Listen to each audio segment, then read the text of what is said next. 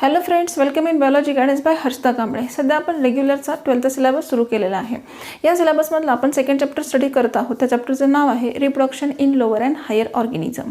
आता ह्या चॅप्टरचा आपण फर्स्ट व्हिडिओ ऑलरेडी स्टडी केलेला आहे। होप सो तुम्ही सगळे व्हिडिओ कंटिन्यू पाहत असाल, कारण हा चॅप्टर असा आहे की या प्रत्येक चॅप्टरमध्ये प्रत्येक पॉईंट हा अगोदर किंवा नंतरच्या पॉईंटशी रिलेटेड आहे। सो ही जी सिरीज असेल ह्या चॅप्टरची, हे जे व्हिडिओची सिरीज आहे, ही सिरीज प्लीज कंटिन्यू पहा, म्हणजे तुम्हाला हा चॅप्टर थोडासा इझी करून स्टडी करता येईल। ठीक आहे। आजच्या व्हिडिओमध्ये आपण मेल रिप्रोडक्टिव्ह सिस्टम स्टडी करणार आहोत, ज्याच्यामध्ये तुम्हाला सर्व पार्टचं पोझिशन, स्ट्रक्चर आणि फंक्शन ह्या 3 पॉईंटमध्ये स्टडी करायचे आहे। ठीक आहे। आता त्याच्या अगोदर तुमच्या पुस्तकामध्ये एक डायग्राम दिलेली आहे मेल रिप्रोडक्टिव्ह सिस्टमची, आणि त्याला काही 1 2 3 4 असे आकडे दिलेले आहेत, आणि त्या आकड्यावरून तुम्हाला त्याचे लेबल्स विचारलेले आहेत। तर काय करूया आपण, पहिल्यांदा ती डायग्राम पूर्ण करूया। होप सो तुम्ही ज्यावेळेला हा चॅप्टर किंवा हा व्हिडिओ पाहत असाल त्यावेळेला तुमच्यासमोर पुस्तक असेल, जेणेकरून तुम्हाला मी जे पॉईंट तुम्हाला शिकवत आहे, जे व्हाईट बोर्डवर आहे, ते पॉईंट तुम्ही तुमच्या पुस्तकामध्ये हायलाईट करून घेऊ शकता। ठीक आहे। आता जर तुम्ही ही डायग्राम पाहिली तर ह्या डायग्रामला काही नंबर दिलेले आहेत। आता मी इथे नंबर नाही दिलेले, आपण काय करूया, या डायग्रामला जे लेबल्स आहेत ही लेबल पहिल्यांदा देऊन घेऊया। ठीक आहे। आता हा जो फर्स्ट असेल, it's called as a glans penis. त्यानंतर हा जो पार्ट असेल, it's called as a testis. हे जे सगळी नावं देणार आहोत आपण, ह्या नावांबद्दल किंवा हे जे पार्ट्स आहेत ह्या पार्टचे आपण पूर्णपणे डिटेल इन्फॉर्मेशन नंतरच्या पॉईंटमध्ये घेणार आहोत। ठीक आहे। त्यानंतर हा असेल इपिडिडायमिस। त्यानंतर हा असेल vasa deferentia. It's also called as a vasa deferens. ठीक आहे। त्यानंतर हा असेल युरेथ्रा। हा असेल काउपर्स ग्लँड। हा असेल इजॅक्युलेटरी डक्ट।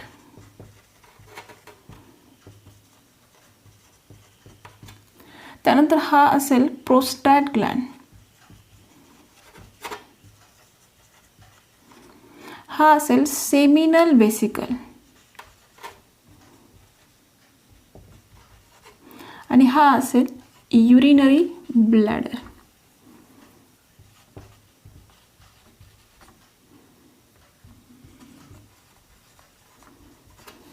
ठीक आहे। आता तुमच्यातल्याच काही विद्यार्थ्यांची तक्रार असेल की मॅडम नावं दिसत नाही आहेत, तर मी तुम्हाला ही नावं पुन्हा एकदा वाचून दाखवते। पहा, सर्वात वरचं नाव लिहिलेलं आहे, त्या वरच्या पार्टचं नाव असेल युरिनरी ब्लॅडर। त्याच्यानंतर हा जो रिजन आहे त्याचं नाव आहे सेमिनल वेसिकल। त्यानंतर खालचा जो रिजन असेल त्याचं नाव आहे प्रोस्टॅट ग्लँड, जो रेड कलरमध्ये काढलेला आहे। त्याच्यानंतर मधला जो रिजन असेल, छोटीशी ट्यूब आहे, 2 सेंटीमीटरची असते, त्याला म्हटलं इजॅक्युलेटरी डक्ट। त्यानंतरचा हा जो रिजन असेल, it's called as a Cowper's gland. त्यानंतर हा जो मोठा रिजन आहे ते जर called as the elongated tube आहे, it's called as a urethra. त्यानंतर ही जी लॉंग ट्यूब आहे, एकदम लहान आहे, मस्क्युलर असते, which is called as a vasa deferentia. त्यानंतर हा जो it's called as a testis, ह्या टेस्टिसवरती एक कव्हरिंग दाखवलं, ह्या कव्हरिंग म्हणलं इपिडिडायमिस। आणि त्यानंतर हा जो युरेथ्रा आहे, या युरेथ्राचा जो एंड आहे, हा एंड स्लाइटली सोलन स्ट्रक्चर आहे, त्याला म्हटलंय ग्लान्स पेनिस। ठीक आहे। ही जी नावं आहेत होपसो तुम्ही तुमच्या पुस्तकामध्ये काढून घेतलेली असतील, नावं लिहून घेतली असेल। आता काय करूया, ह्या पॉईंटला आपण थोडंसं डिटेलमध्ये स्ट्रक्चर स्टडी करूया। आता ह्याच्या अगोदर एक सर्वात महत्त्वाचा पॉईंट, ही जी मेल रिप्रोडक्टिव्ह सिस्टम आहे ही तुम्हाला बोर्डच्या जर पॅटर्ननुसार पाहिली तर मिनिमम तुम्हाला 4 मार्कला म्हणजे लॉंग क्वेश्चनमध्ये ही विचारली जाऊ शकते। अदरवाईज या सिस्टीममध्ये काही ग्लँड्स आहेत, ह्या ग्लँडवरती तुम्हाला छोटे छोटे 2 ते 3 मार्कचे क्वेश्चन्स विचारले जाऊ शकतात। आता पाहूया मेल रिप्रोडक्टिव्ह सिस्टम। ठीक आहे। आता जो फर्स्ट व्हिडिओ होता त्या व्हिडिओमध्ये आपण क्लिअर केलं होतं की जो ह्युमन बॉडी असते ही ह्युमन बॉडी कशी आहे, तर बायसेक्शुअल आहे, म्हणजे मेल आणि फिमेल ऑर्गन्स कसे आहेत, सेपरेट आहे। तर त्यातला फर्स्ट असेल मेल रिप्रोडक्टिव्ह सिस्टीम। त्या मेल रिप्रोडक्टिव्ह सिस्टीममध्ये फर्स्ट पॉईंट काय येईल, तर mail reproductive system is consist of mainly 2 parts. First येईल टेस्टिस, कारण testis is a primary sex organ, जे आपण फर्स्ट व्हिडिओमध्ये पाहिलं होतं।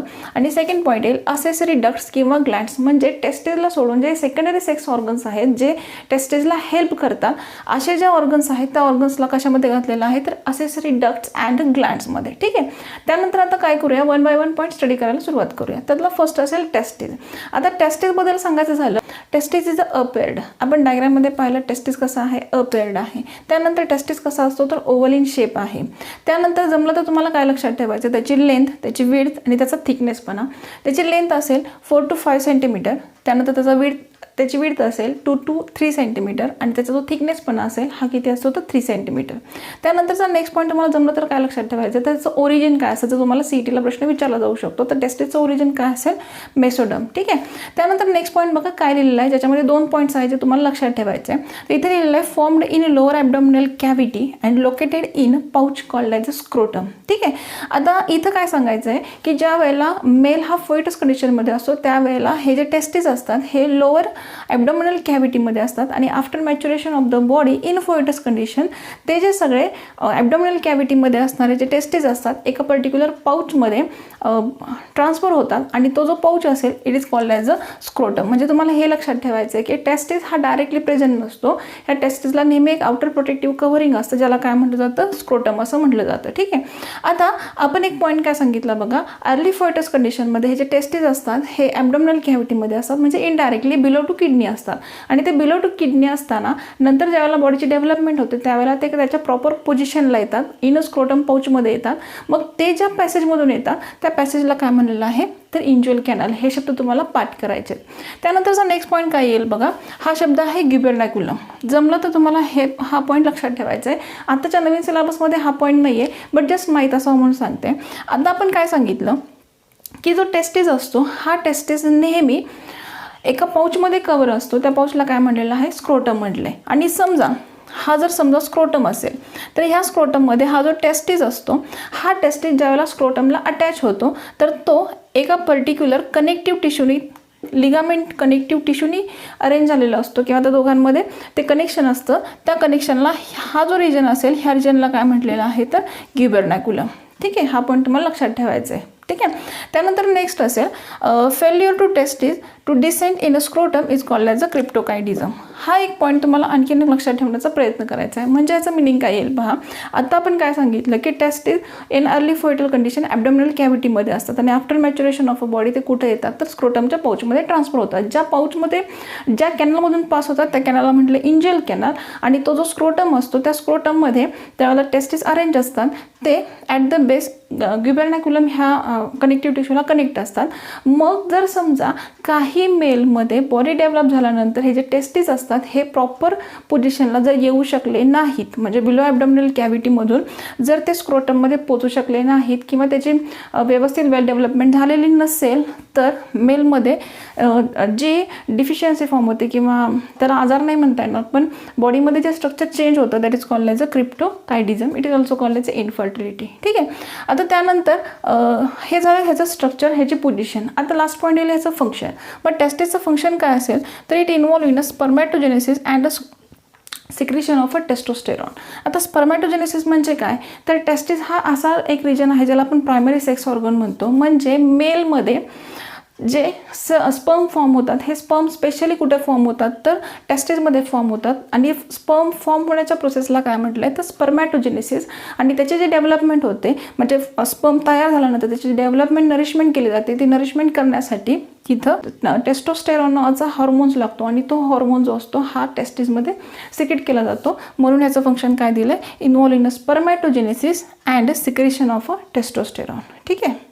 आता पाहूया ह्याच्या पुढचा पॉईंट ज्याचं नाव आहे असेसरी डक्ट्स अँड ग्लॅन्ड. आता सर्वात पहिल्यांदा आपण पाहूया असेसरी डक्ट्स कोणकोणते आहेत.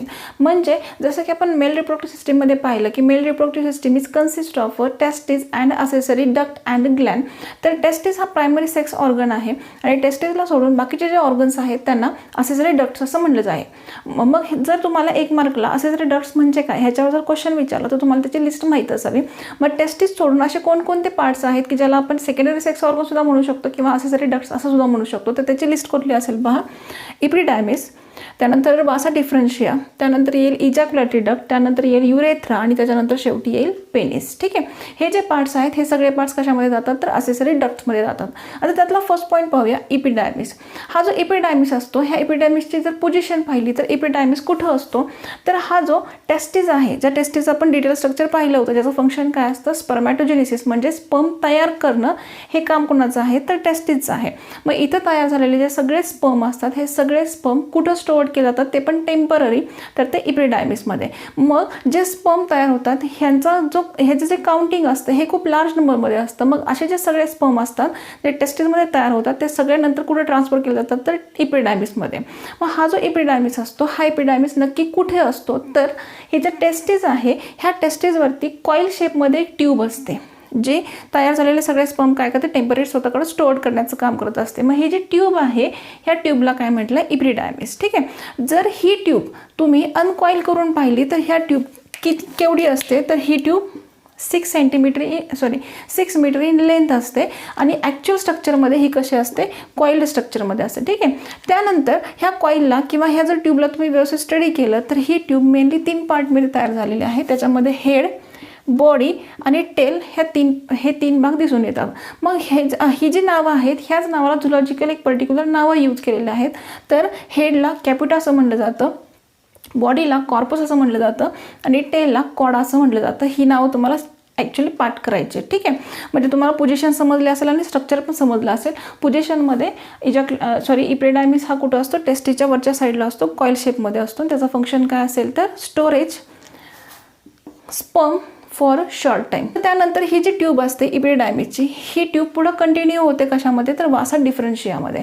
म्हणजे पहा हा टेस्टिस आहे, टेस्टिसवरचं कवरिंग इपिडायमिस आणि ह्या इपिडायमिसचं ओपनिंग कशामध्ये असेल तर ह्या लॉंग ट्यूबमध्ये जिचं नाव काय आहे तर वासा डिफरन्शिया. आता ही वासा डिफरन्शिया कशी आहे पहा, ही लॉंग अनकॉइल्ड आहे कारण ती पूर्ण उभी असते, मस्क्युलर आहे. ठीक आहे. आणि जर तुम्ही ह्याची सेंटीमीटर किंवा लेंथमध्ये पाहिला तर ही केवढी असते तर 40 सेंटीमीटर इन लेंथ असते. स्पेशली ही कुठं सापडते तर ॲब्डोमिनल कॅव्हिटीमध्ये असते बिहाइंड द युरिनरी ब्लॅडर. ठीक आहे. तर त्यानंतरचा नेक्स्ट पॉईंट काय असेल बघा, सर्वात महत्त्वाचं आहे. ही एक अशी ट्यूब आहे की जी पुढं जाऊन बघा 40 सेंटीमीटर मस्क्युलर ट्यूब आहे, ही कंटिन्यू होते आणि कंटिन्यू झाल्यानंतर ज्या वेळेला ही इजॅक्युलेटरी डक्टमध्ये कंटिन्यू होते. म्हणजे हा जो रिजन असेल इथला 2 सेंटीमीटरचा ह्या लेंथला काय म्हटलेलं आहे, ह्या पार्टला काय म्हटलं आहे इजॅक्युलेटरी डक्ट. मग ही जी वासा डिफरन्शिया आहे ही वासा डिफरन्शिया इजॅक्युलेटरी डक्टमध्ये ओपन होते. तिथं त्याचा एंड होतो. एंड जिथं होतो तिथं हा ग्लँड प्रेझेंट असतो सेमिनल वेसिकल. ठीक आहे. म्हणजे वासा डिफरन्शिया आणि इजॅक्युलेटरी डक्ट ह्या दोघांमध्ये कुणाचं ओपनिंग असतं सेमिनल वेसिकलचं ओपनिंग असतं. हा पण तुम्हाला व्यवस्थित लक्षात घ्यायचा आहे. आता त्याच्यानंतर वासा डिफरन्शियाचं फंक्शन काय असेल तर पहा इपिडायमिसचं फंक्शन काय सांगितलं आपण storage temporary storage of a sperm. मग हे जे सगळे स्पर्म असतात हे ड्युरिंग इन्सेमिनेशन काय केले जातात वासा डिफरन्शियामधून ट्रान्सफर केले जातात. म्हणजे ह्याचं फंक्शन काय येईल conduct the sperm from epididymis to urethra via ejaculatory duct. म्हणजे जे सगळे स्पर्म ह्या टेस्टिसमध्ये तयार होतात ते इपिडायमिसमध्ये टेम्पररी स्टोरेज होतात आणि ड्युरिंग इन्सेमिनेशन ते वासा डिफरन्शियामधून इजॅक्युलेटरी डक्टमध्ये पाठवले जातात किंवा सेंड केले जातात. त्यानंतरचा नेक्स्ट पॉईंट कुठला असेल तर इजॅक्युलेटरी डक्ट. आता हा इजॅक्युलेटरी डक्ट केवढा आहे पहा 2 सेंटीमीटर इन लॉंग आहे. ठीक आहे. आणि सर्वात महत्त्वाचा पॉईंट काय लक्षात ठेवायचा बघा, vasa deferentia join with the seminal vesicle and ejaculatory duct. म्हणजे इथे तुम्हाला काय लक्षात ठेवायचं जसं की मगाशी सांगितलं हा जो वासा डिफरन्शिया आहे हा वासा डिफरन्शिया ज्या वेळेला इजॅक्युलेटरी डक्टला कनेक्ट होतो त्यावेळेला मध्ये कुठला ग्लँड सापडतो तर सेमिनल वेसिकल. ठीक आहे. म्हणजे सेमिनल वेसिकलमध्ये जे काही सिक्रेट केलं जात असेल हे सगळं वासा डिफरन्शियामधून इजॅक्युलेटरी डक्टमध्ये सेंड केलं जातं. मग हा जो इजॅक्युलेटरी डक्ट आहे हा इजॅक्युलेटरी डक्ट केवढा आहे तर एक स्मॉल मस्क्युलर ट्यूब आहे जे 2 सेंटीमीटरची आहे आणि जे काही वासा डिफरन्शियाकडून येणारे स्पर्म आहेत हे काय करायचे युरेथ्रामध्ये ट्रान्सफर करायचे हे याचं फंक्शन असतं. पण ज्या वेळेला हा जो इजॅक्युलेटरी डक्ट असतो ह्या इजॅक्युलेटरी डक्टमध्ये जसं सेमिनल वेसिकलमधलं फ्लुइड येऊ शकतं तसंच ह्याच्या बॅक साईडला प्रोस्टॅट ग्लँड असतो आणि प्रोस्टॅट ग्लँडमध्ये सुद्धा जेवढं काही सिक्रेट केलं जाईल ते सगळं मटेरियल सुद्धा इजॅक्युलेटरी डक्टमधून युरेथ्रामध्ये सेंड केलं जातं. ठीक आहे. आणि लास्ट पॉईंटमध्ये असं सांगता येईल की हा जो इजॅक्युलेटरी डक्ट असतो हा पुढे जाऊन युरेथ्रामध्ये ओपन होतो. म्हणजे हा जो पॉईंट असेल हा कुठला असेल तर युरेथ्रा आहे. म्हणजे ही जी 2 सेंटीमीटरची ट्यूब असते ही पुढे जाऊन युरेथ्रामध्ये ओपन होते आणि अकॉर्डिंग टू पोझिशन युरेथ्रा 3 पार्टमध्ये डिवाइड झाला आहे. ठीक आहे. त्याचा जो अँटेरियर पार्ट असतो which are connected to the prostate gland so it's called as a prostatic urethra. म्हणजे हा जो इजॅक्युलेटरी डक्ट असतो हा इजॅक्युलेटरी डक्ट युरेथ्राच्या अँटेरियर रिजनमध्ये ओपन होतो. अशा इजॅक्युलेटरी डक्टचं फंक्शन काय असेल carry the sperm to the urethra. ठीक आहे. त्यानंतर असेसरी डक्टमधले लास्टचे 2 पार्ट्स, त्यातलं फर्स्ट असेल युरेथ्रा आणि लास्ट असेल पेनिस. ठीक आहे. आता युरेथ्राबद्दल स्ट्रक्चर स्टडी करायला घेतलं तर urethra is work in male as a dual organ. का? कारण युरेथ्रा हा एक असा पार्ट आहे की जो एक्सक्रीटरी सिस्टीममध्ये पण पाहायला भेटतो आणि तो रिप्रोडक्टिव्ह सिस्टीममध्ये पण पाहायला भेटतो. हा जो युरेथ्रा असतो, ह्या युरेथ्राची पोझिशन काय असेल बघा, downward extension of the neck of a urinary bladder. आणि हा स्ट्रक्चरली किती असतो तर 20 सेंटीमीटर लेंथ असतो, open at the tip of the penis. ठीक आहे. आता स्ट्रक्चरली जर पाहिलं तुम्ही तर हा इथं येईल 2 सेंटीमीटरचा इजॅक्युलेटेड डक्ट, आणि हा जो इजॅक्युलेटेड डक्ट असतो हा ओपन होतो एका इलॉंगेटेड अशा ट्यूबमध्ये, ज्या ट्यूबला काय म्हटलं आहे, युरेथ्रा म्हटलं आहे. आणि ही युरेथ्रा कशी आहे तर 20 सेंटीमीटर इन लेंथ आहे. ठीक आहे. त्यानंतरचा नेक्स्ट पॉईंट काय येईल बघा, हा जो युरेथ्रा आहे अकॉर्डिंग टू देअर पोझिशन 3 पार्टमध्ये डिवाइड झालेला आहे. मग 3 पार्ट्स कोणते असतील तर एक असेल प्रोस्टॅटिक युरेथ्रा, सेकंड असेल मेम्ब्रानस युरेथ्रा आणि थर्ड असेल पेनियल युरेथ्रा. ठीक आहे. आता ह्यातला जो फर्स्ट असेल प्रोस्टॅटिक युरेथ्रा, तर हा जो वरचा रिजन असेल it is called as a prostatic urethra, कारण हा रिजन असा आहे की ज्या रिजनमध्ये प्रोस्टॅट ग्लँडचं ओपनिंग असतं आणि प्रोस्टॅटिक फ्लुइड काय केलं जातं युरेथ्राच्या ट्रॅकमध्ये ते सेंड केलं जातं. So it's part is called as a prostatic urethra. त्यानंतर सेकंड पॉईंट म्हणजे मिडल हा जो रिजन असेल it's called as a membranous urethra. आणि हा जो मेम्ब्रानस युरेथ्रा आहे, हा urethra it receive the duct from a Cowper's gland. म्हणजे हा एक असा रिजन आहे की ह्या रिजनमध्ये काय प्रेझेंट असतात, काउपर्स ग्लँडचं प्रेझेंटेशन आहे. आणि हा जो काउपर्स ग्लँड्स आहे हा सुद्धा एक ग्लँड असल्यामुळे तिथं जे सिक्रेट केलं जातं ते सिक्रेट केलेलं सगळं मटेरियल ह्या युरेथ्रामध्ये सेंड केलं जातं. पण त्यातल्या त्यात त्याचं ओपनिंग कुठल्या रिजनमध्ये असेल तर मेम्ब्रानस ग्लँडमध्ये असतं. पेनियल युरेथ्रा असेल, हा पेनियल युरेथ्रा कुठे असेल तर त्याचं ओपनिंग पेनिसमध्ये असतं. So it's called as a पेनियल urethra. म्हणजे इनडायरेक्टली हा जो युरेथ्रा असतो, ह्या युरेथ्राचं जे फंक्शन आहे हे ड्युएल वर्कचं फंक्शन असतं. म्हणजे जे आलेले स्पर्म असतील हे सगळे स्पर्म काय करायचे, पेनिसमध्ये ट्रान्सफर करणं. ठीक आहे. त्यानंतरचा लास्ट पॉईंट असेल पेनिस. पेनिसचं जर स्ट्रक्चर पाहिलं तर पेनिस हा कुठं असेल तर it's a ex abdominal in a front of a scrotum. ठीक आहे. हा पेनिस स्ट्रक्चरली कसा आहे तर सिलेंड्रिकल आहे, मस्क्युलर आहे आणि इरेक्टाईल ऑर्गन आहे. म्हणजे तुम्हाला हे सांगता येईल की हा जो पेनिस आहे, ह्या पेनिसचं पोझिशन कुठं असेल तर in front of a scrotum, कारण ह्या स्क्रोटममध्ये टेस्टीज असतात आणि टेस्टीज आणि स्क्रोटमच्या इन फ्रंटला जी इरेक्टाईल सिलेंड्रिकल आणि मस्क्युलर ट्यूब असते which is called as the penis. आता हा जो पेनिस असतो, हा पेनिस किती पार्टनी तयार झाला आहे तर 3 पार्ट्स. कोणकोणते?